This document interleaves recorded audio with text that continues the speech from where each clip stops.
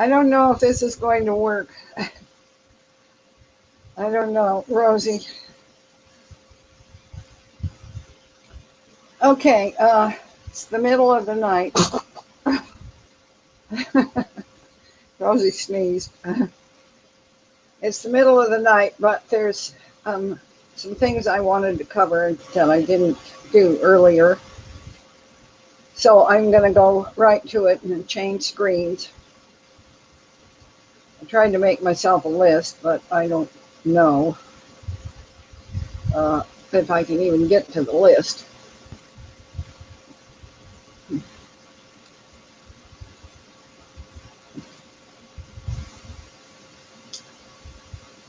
People viewing my blog are still, oh damn, what did I do here?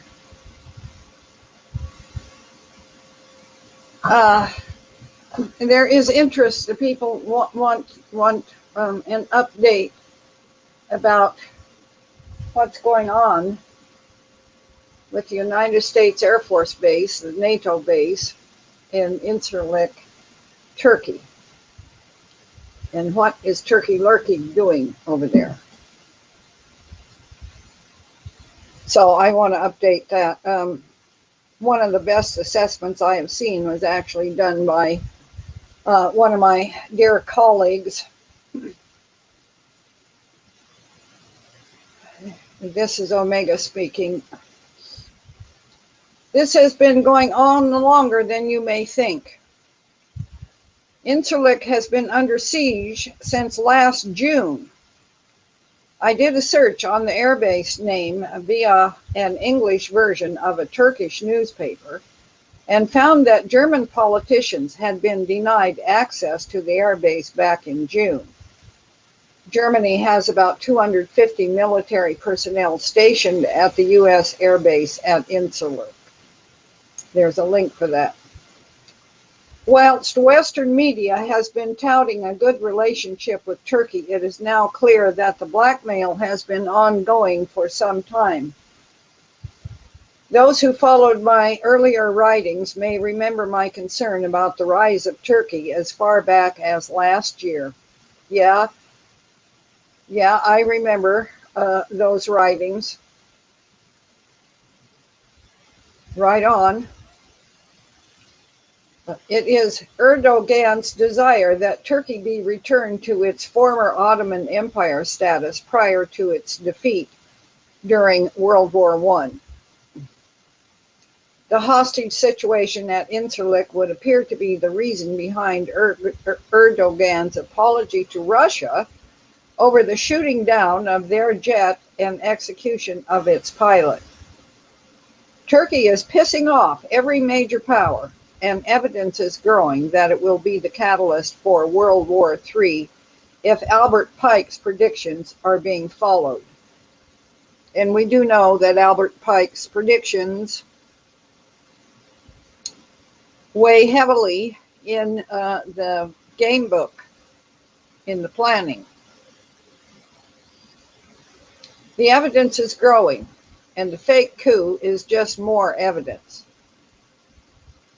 You may wish to keep the military personnel at Incirlik in your prayers because it looks increasingly likely that they will be sacrificed, possibly as the excuse to start this long-anticipated war.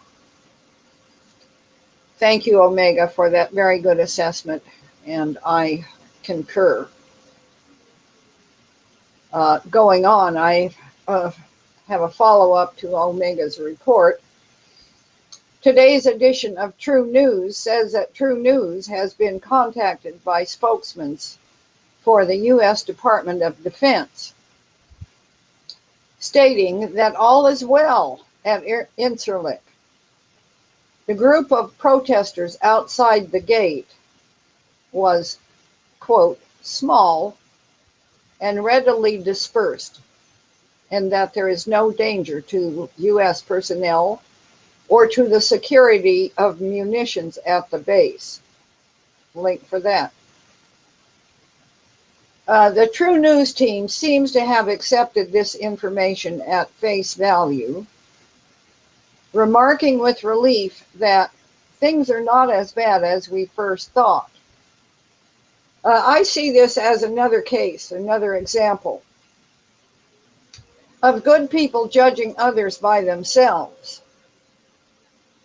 The two newsmen who were discussing this obviously believed what the Department of Defense had told them. They had had multiple telephone calls with Department of Defense spokespersons, both in the United States and with someone present at Incirlik in Turkey. And these good men, the true news reporters, clearly judged the DOD spokespersons as themselves. You know, surely the United States Air Force information officers are honest. They had it right from the horse's mouth. So surely the United States Air Force information officers are honest spokespersons. Well, I think the DOD is lying through its teeth per official directive. That's what they've been told is the party line, so to speak. And it probably does look okay on the surface. Superficially, it probably does look okay. But nonetheless, the situation has not changed. It still is what it was.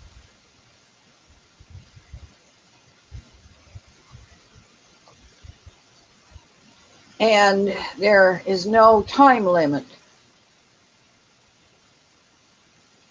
as to how long the powers that be have to utilize that situation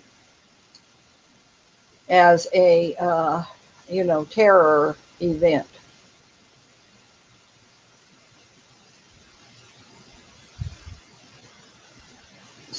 So just because we're not seeing anything more happen right this minute, the danger present is no way mitigated. No way mitigated. All right, moving on. The next thing is, this is not hugely important, but just to say, last week or 10 days ago or whenever it was that I started trying to do social media on that thing that is similar to Facebook, scene.is, I believe. And I just absolutely got nowhere with that. I do not understand how that form of social media is even useful. I don't know how it works. I can't see. But anyway, I have continued to look at it. I opened a page in there and I have two friends. How absurd all that is. Anyway, as I look around in there, what I notice, what leaps out at me is that so many people are posting old information. Yes, it is valuable. It is valid information still. But these are 2012 articles, 2013 articles.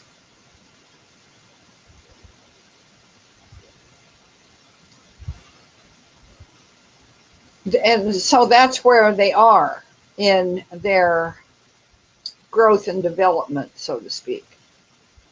just now discovering the information from 2012 and 2013. And this is part of the waking up process.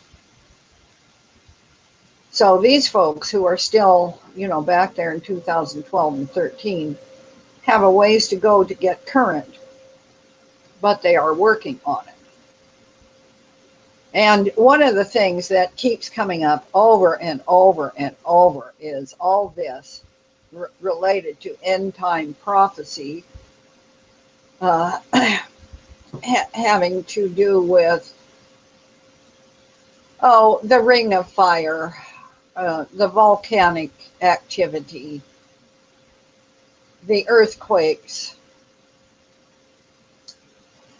and the whole idea that God is going to smite the planet in this end time period. And so one of the pieces that comes up over and over and over, and Dave Hodges, bless his heart, has succumbed. He's put up a big piece about Yellowstone blowing up. Forget Hillary Clinton's criminality for a moment. Forget Fukushima and the ecological and climatic damage caused by the Gulf oil explosion. I just got off the phone with a confidential informant from the USGS, and he wants me to sound the bell once again. My source said that FEMA is amassing a massive response to a potential extinction level event. This is the event that I and several others have discussed before, but nobody wants to pay attention. What is the threat?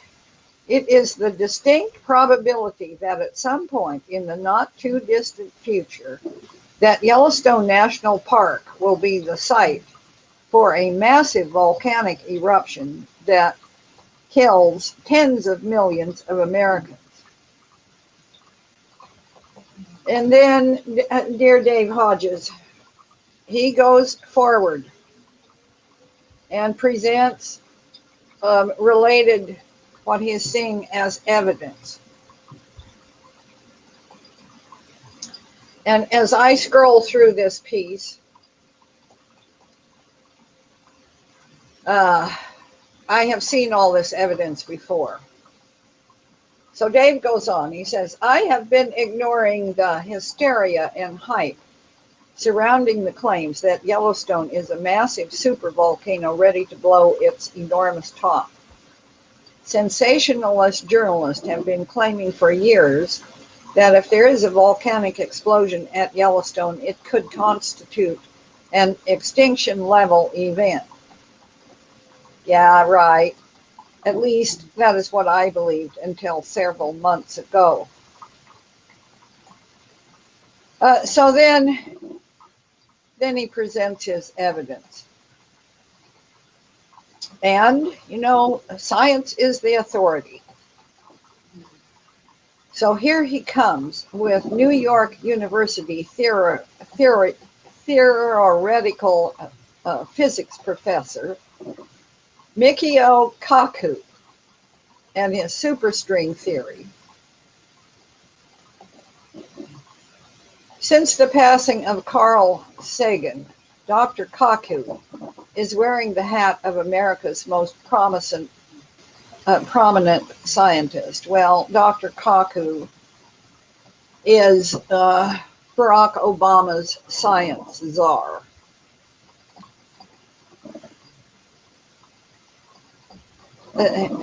That's one mark against him right there.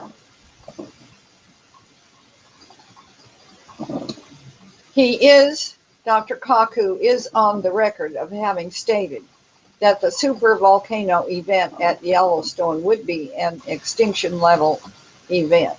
Well, I suppose it would be. It could be. But this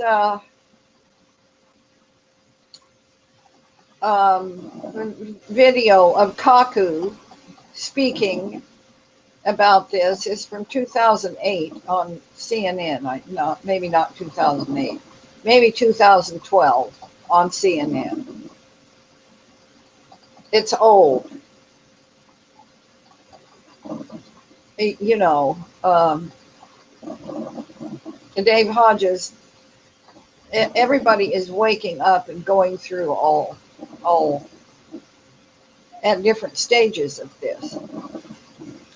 And then the next piece that comes up, the following is seismic data obtained on February 1st, 2014. So he's got the date right on that. And yes, we saw all this back then. And then there's the active level of concern color code map, and where the ash cloud would go, and all of that stuff. Huge volcano sleeps under Yellowstone.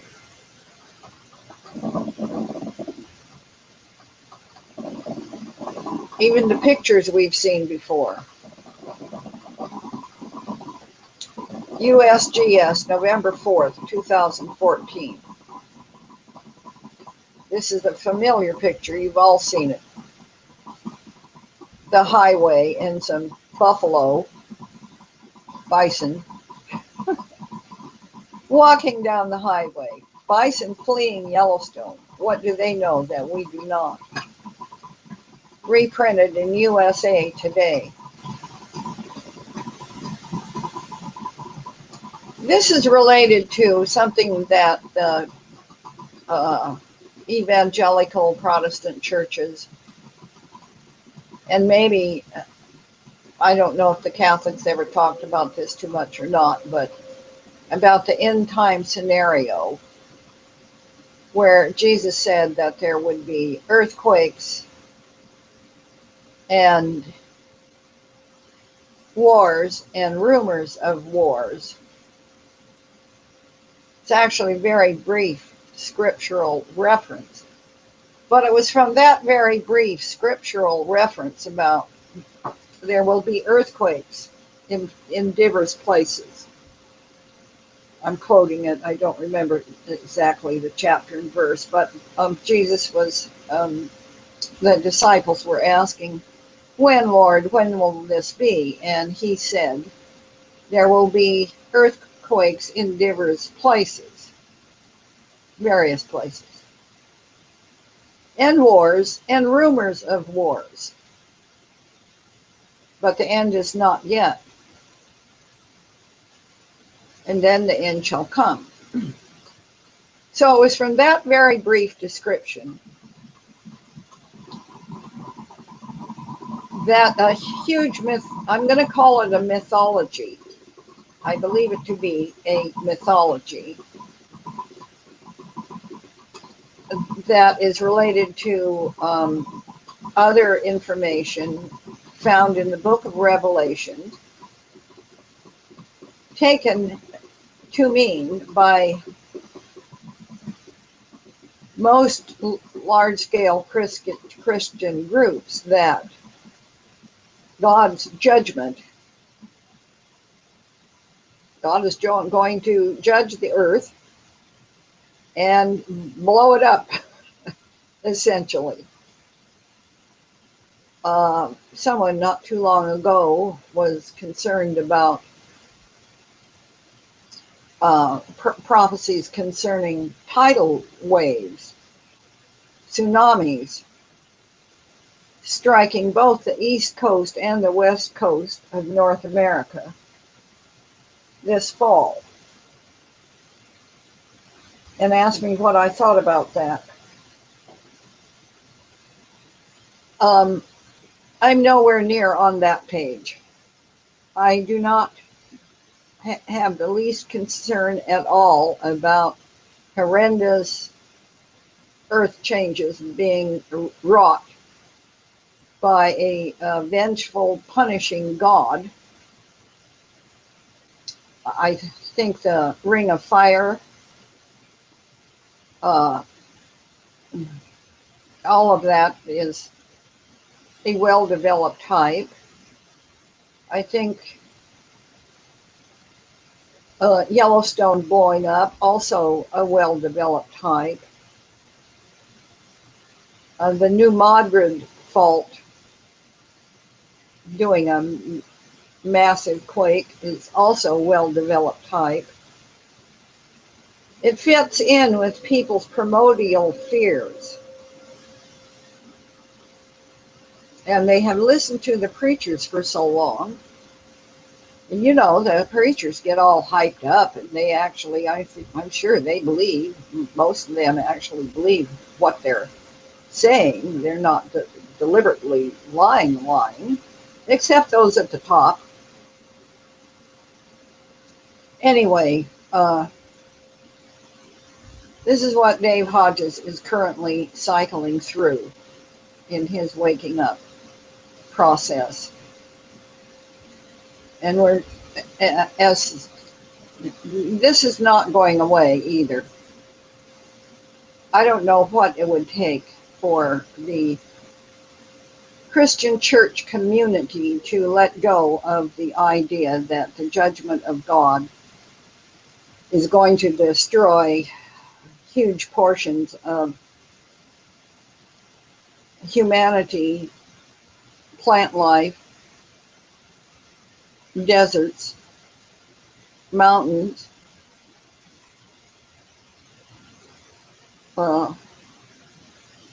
just devastate the whole earth.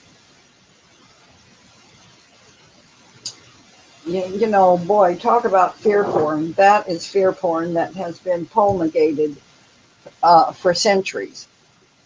And I absolutely do not buy it. No part of it. All right. Having said that, what else did I want to say here?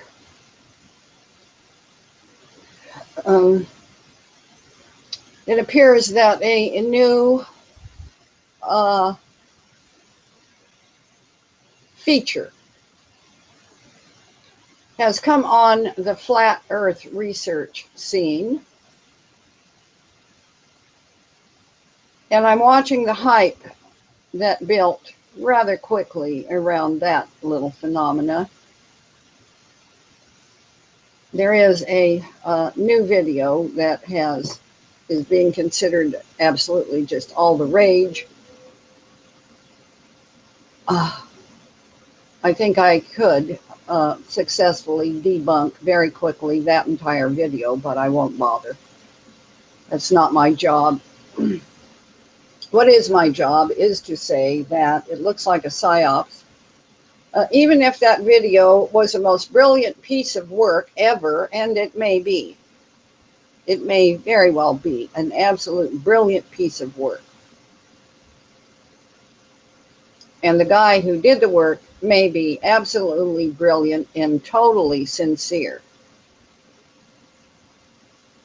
You know, I believe, I've said this over and over lately, that those researchers, the tin-foil hatters, working on all the conspiracy theories, are, unbeknownst to themselves, you know, it's kind of hard to recognize this about oneself sometimes, actually working as missionaries of the truth.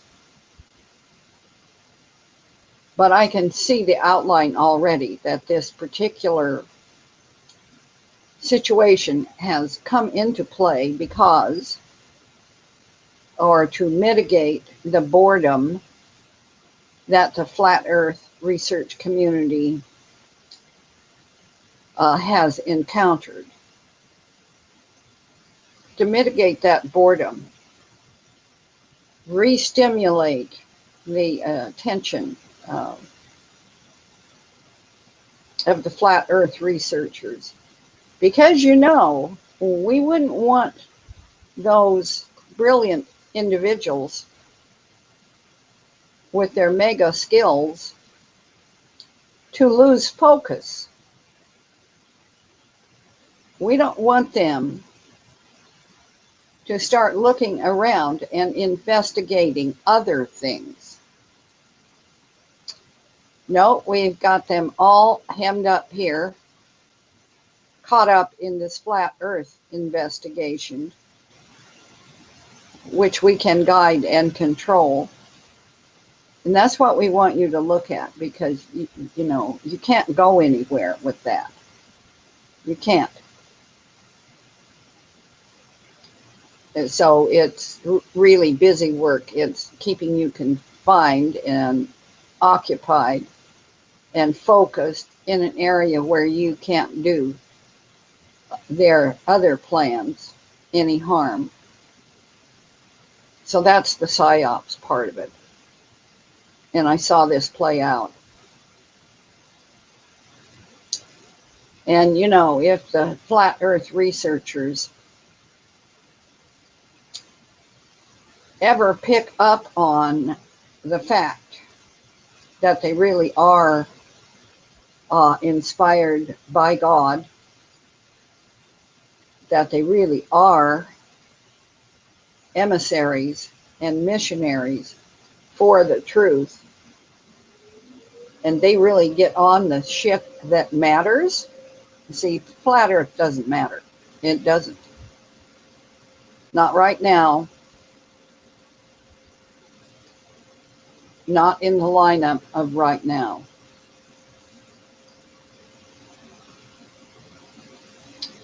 All right, so we will see. I don't know. Just saying. It's my opinion. Okay, going on. The other thing that people on my blog continue to express interest in is the situation involving what the Pope said in Poland. And this really hit a nerve. And I want to update a little bit what Anne Barnhart has contributed to this discussion. This isn't a direct update on that, but it is important, regular, related material. And I learned something that I had absolutely no idea about. I had no idea that there was a parallel Catholic Church. I have known a lot of Catholics. You know, I've gone to Mass. I've been, I've just, I have never known anyone who knew this information or ever referenced it in any way. So this was complete news to me, that there is a parallel Catholic Church. And no, I am not talking about the stories about Clovenhoof or whatever his name is, the Black Pope. I'm not talking about that. This is legitimate and decent and real. This alternative parallel Catholic Church. So I've got Anne Barnhart's page up, and I'm going to work on it a little bit. You know, she said she isn't going to make any more videos. So I feel very comfortable quoting from this. I will put up the link. It's a long article, and I'm not going to go over all of it. And she posts her sources for all of this. And I have told you before that in looking at her site and in listening to her videos and her work, it is very clear that she holds the present Catholic Pope in no esteem whatsoever. She calls him the anti-pope. So going on, Given Bergoglio's massive list of heresies and crimes against God and his holy church, which continue to expand on a near daily basis, the fact that he is, in fact, not the vicar of Christ, not the Pope, brings clarity and logic to the situation and allows for some anticipation of Bergoglio's agenda and actions in light of prophecy. Hear this well. The true scandal is not the fact that an anti-pope has arisen, but the continued attempt to reconcile the false premise that Bergoglio is the pope to the reality. The countless millions of souls who are being ratified in their sins by Bergoglio, fed false and heretical doctrine, or being driven to despair by him. The souls being scandalized unto eternal damnation are so scandalized precisely because he is being erroneously named. And in being erroneously named, imparted with an authority which he does not have. Names matter a lot. This is why the most holy name of Jesus has a feast unto itself. This is why Peter's confession of Jesus as the Christ, the Son of the living God, in response to our Lord's question, "Who do you say that I am?" is one of the pivotal moments in the gospel. This is why Abram's name was changed to Abraham, Sarai to Sarah.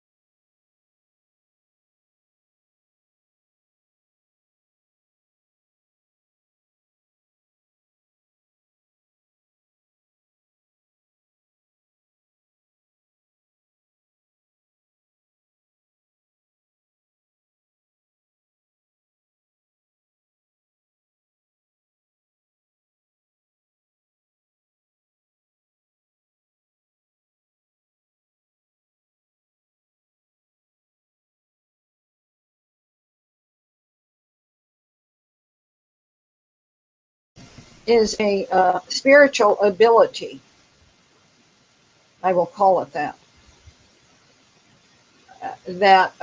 according to the book of Genesis, which incidentally I do believe that the creation story, although made into a story, still contains truth. So in the Genesis creation story, one of the spiritual faculties that God gave Adam and Eve was the ability to name. They were told to name the animals, so they were given that spiritual faculty of naming. And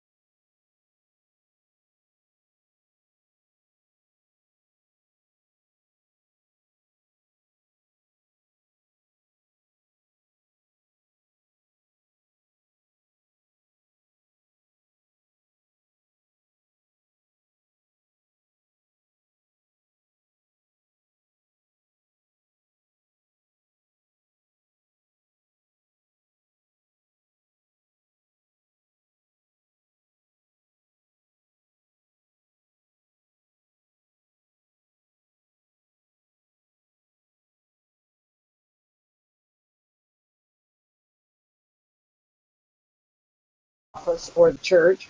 It is because Bergoglio is not the Pope. It really is that simple. What I am now convinced anti-Pope Bergoglio is doing is attempting to draw all peoples unto himself and coalesce his power in preparation for the unveiling of a one world religion, which will ultimately be the client of a one world government. Now, whether or not someone listening to me is or is not a Christian, is or is not a Catholic, is or is not interested in any of this church stuff, knows nothing about it, cares nothing about it,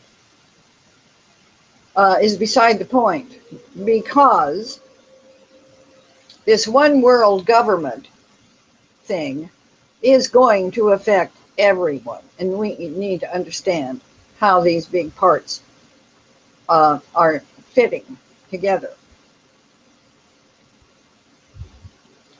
So that's why it's not that I, want to. I'm not a disciple, and preaching the gospel is not what I'm called to do in that sense at all, and that's not what I'm doing.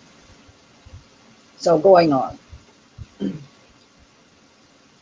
Coalesce his power in preparation for the unveiling of a one world religion, which will ultimately be the client of a one world government. This has been the stated goal of Freemasonry for these last 300 years. It's manifested in the United Nations, the European Union, and the regime now occupying Washington, D.C. And now we see the open and aggressive drive to dissolve all international borders, both conceptually and physically, with anti-Pope Bergoglio as its primary propagandist. And Barnhart says, this has also been foretold in countless prophecies. I can't go into the countless prophecies, but we do know, if you're listening to me, can hear the sound of my voice, you are one of the people who understands perfectly what is meant by this outline of Freemasonry for these last 300 years. It's manifested in the United Nations, the European Union, and the regime now occupying Washington, D.C. Those are the facts, and that's the truth. I suspect that Bergoglio will either call an ecumenical council, Vatican III, or promulgate a new Ordo Missae.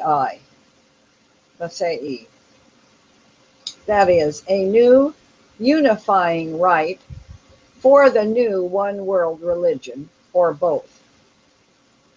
This is why anti-Pope Bergoglio is attempting to lure into a clear ambush and trap the Society of St. Pius X, also known by the initials SSPX, Society of St. Pius X. I myself had never heard of the Society of St. Pius X, so I had to investigate and look that up. I will return to that subject in a moment, but going on. This is why anti-Pope Bergoglio is viciously attacking and destroying the very few remaining Orthodox Catholic monastic communities. This is why anti-Pope Bergoglio has already ratified sacrilegious reception of Holy Communion by Catholics in unrepentant mortal sin, is going to open reception of Holy Communion to Lutherans, and then all Protestants, and then eventually everyone, beginning later this year in Lund, Sweden. This is why Antipope Bergoglio is one of the world's leading apologists for Islam, and has just a few days ago referred to all religions as we. This is why Antipope Bergoglio is ramping up the obvious Freemasonic, Marxist, communist, satanic rhetoric about a new humanity. Because a new humanity is going to need a new religion and a new world order. Stay tuned to this space in the coming days for an open letter of fraternal warning from me to the prelates, priests, and faithful of the SSPX, as well as the text of the upcoming massively heretical Lutheran revolt commemoration in Lund, Sweden on October 31st that Antipope Bergoglio will be co-officiating, in which the Eucharist itself is target number one.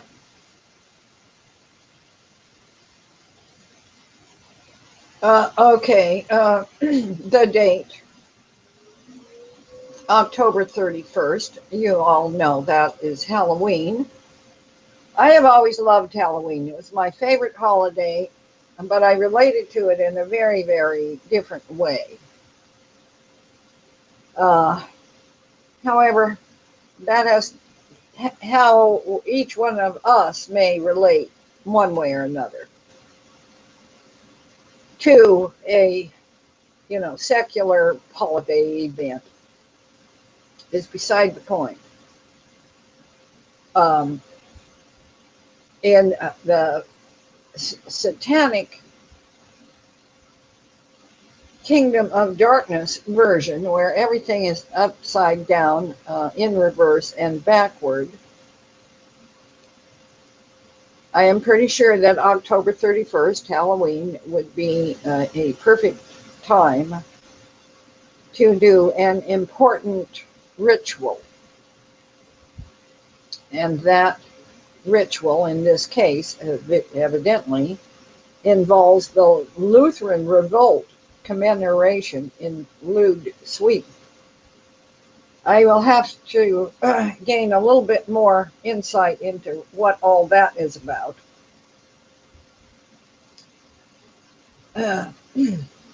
But that is not at this moment what I want to talk about. I want to know what this society of Pope Pius X is about. So I looked around a little bit.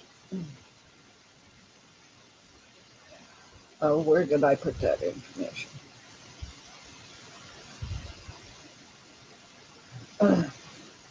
I actually found this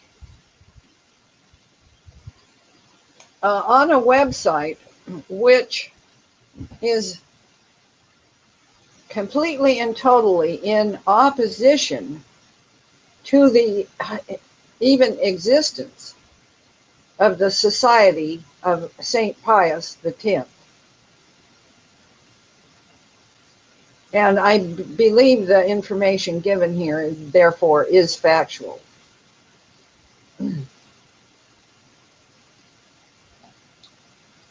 For the Society of St. Pius X to achieve full communion with the Church, there are multiple obstacles standing in the way that have nothing to do with doctrinal problems and everything to do with logistics.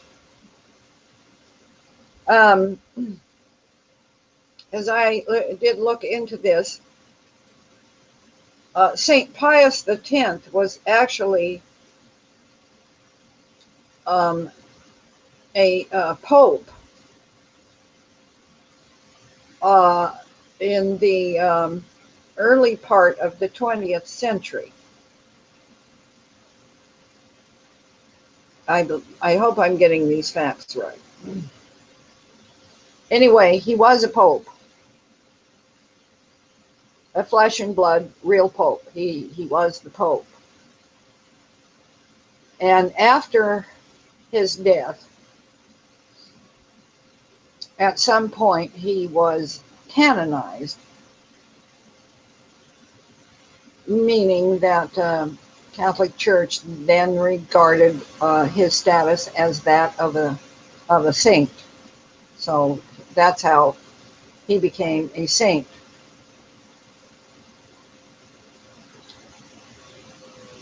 And apparently there was an event, and I don't know too much about this, that occurred maybe shortly before or sometime around 1988, modern day 1988. And there were leaders and others in the auspices of the Roman Catholic Church who became disgruntled over some matter, not going into the details. And they stepped aside or pulled away from the main body of the Roman Catholic Church.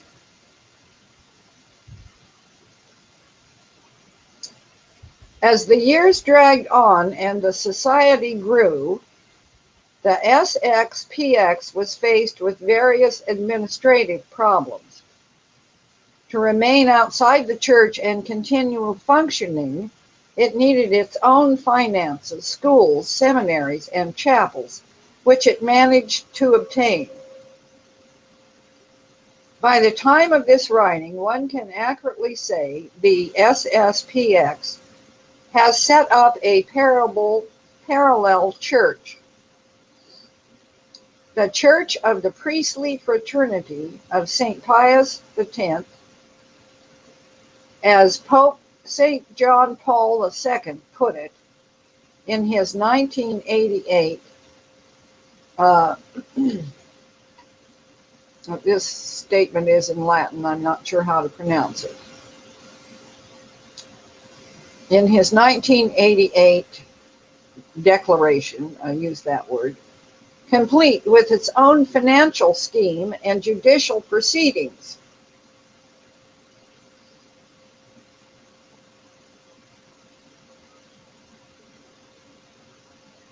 After these people, they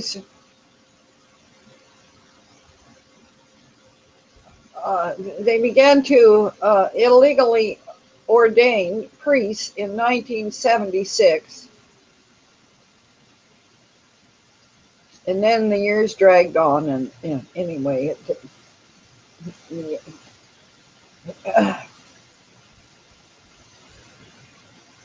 by the time of this writing, one can accurately say, this writing being now today, the SSPX has set up a parallel church, in parentheses, the Church of the Priestly Fraternity of St. Pius X, which Pope St. John Paul II, John Paul II was also canonized and made into a saint. But while he was living, he put it in his 1988 declaration, complete with its own financial scheme and judicial proceedings. That's how he described it. So the SSPX has roughly 600 priests and anywhere from 500,000 to 1 million people who assist at their masses. The SSPX has built hundreds of chapels across more than 50 countries. They have 6 seminaries and are building a 7th. In the United States alone, the SSPX has a bishop, 85 priests, a college, and 26 schools. Bear in mind that the United States makes up only about 5% of the total worldwide population that attends SXPX chapels. Operating a transnational organization on this scale is no easy task on a good day, and should reunion ever come, that is, reunion, if this group, which splintered away, were to reintegrate itself with the Vatican,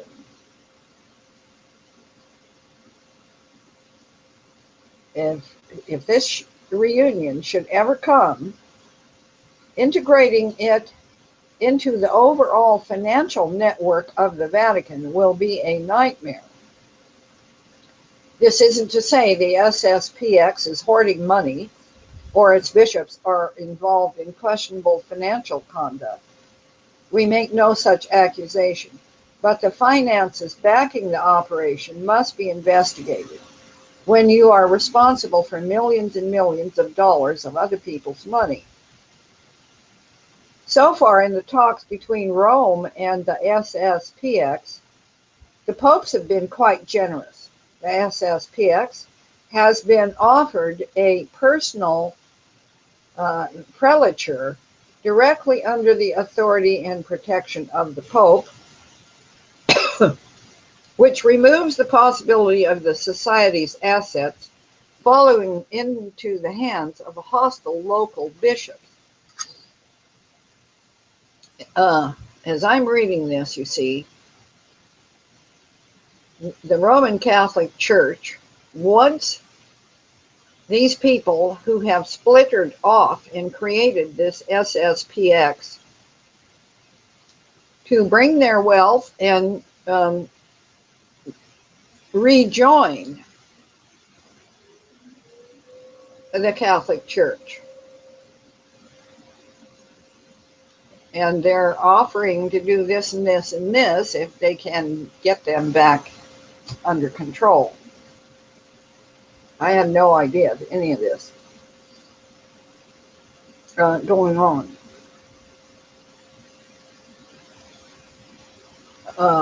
Which removes the possibility of the society's assets falling into the hands of hostile local bishops. At the same time, though, the society would be surrendering final authority over their assets to the Holy Father, which requires a tremendous amount of trust, something the SSPX clearly lacks toward Rome. The financial landscape would also be altered unpredictably. Donors not on board with a reconciliation will pull their funding, which may require the SSPX to sell off properties. Furthermore, many of the clergy may refuse to go along with the society, break off from the group, and make off with its real estate. This has already happened multiple times before over various issues. The Society of St. Pius V is one of many examples. This isn't a question of being motivated by money. It's an administrative matter that any leader of such a large, financially well-off organization must consider. It wouldn't be a stretch to say that reunification would cause a convulsion in the SSPX, as the prospect did several years ago, when approximately 60 SSPX clergy left its ranks over disagreements over potential reunion with Rome. The SSPX is unlikely to reach out to the local ordinaries for help, which will leave them in a bind. More than likely, if reunion were to occur, the SSPX would shrink. None of these are particularly welcome prospects for SSPX clergy pondering reunion. Other organizations like the Priestly Fraternity of St. Peter have set up camp in various dioceses and operate independently with the local bishop's approval. But the Priestly Fraternity of St. Peter is nowhere near as large as the SSPX, which, now get this, you guys, this is just hugely significant, which has an entire infrastructure operating parallel to the Catholic Church.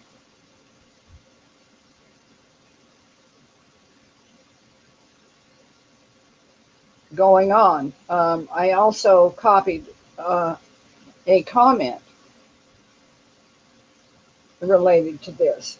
And this commenter says, "Dear Mr. O'Dwyer," Mr. O'Dwyer was the clergyman who wrote this article, "your conclusion maybe is a misjudgment. Maybe it's right. The only comment by my person is the situation in the church in Europe, nearly totally destroyed. I can't see a parallel church. I can only see the desperate attempt to save the true teachings of the church. The situation of the Catholic Church in the United States of America maybe isn't so dramatic as in Europe, especially in Germany. But in Europe, it is even in the church a crime to mention true Catholic positions." And this writer has used the small lowercase c, Catholic, meaning inclusive, the true Catholic positions. If you ask bishops, they only answer that the situation is difficult, and the majority of the clergy is against Rome. If we discuss the case of SSPX, we not only have to evaluate or interpret legal reasons. You make it easy for you. The situation is much more complicated. We have a really dramatic situation. I am absolutely sure that SSPX is part of the solution and not part of the problem. God bless you and your family. God bless. I'm not sure who these other parties he's referencing. Then he says, "Sorry for my German English."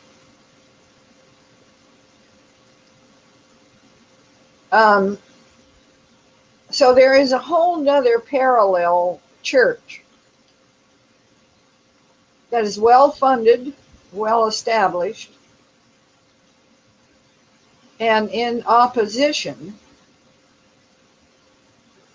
to the Holy Roman Pontiff, I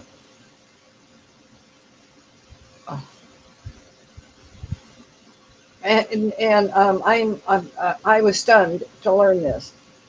I don't know what implication all of this has, but I surely find it extremely interesting.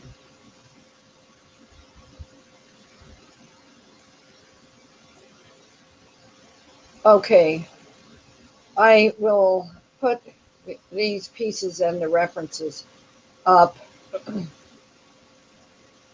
There is more along this line that I also discovered and looked at, but I think that this is enough for now.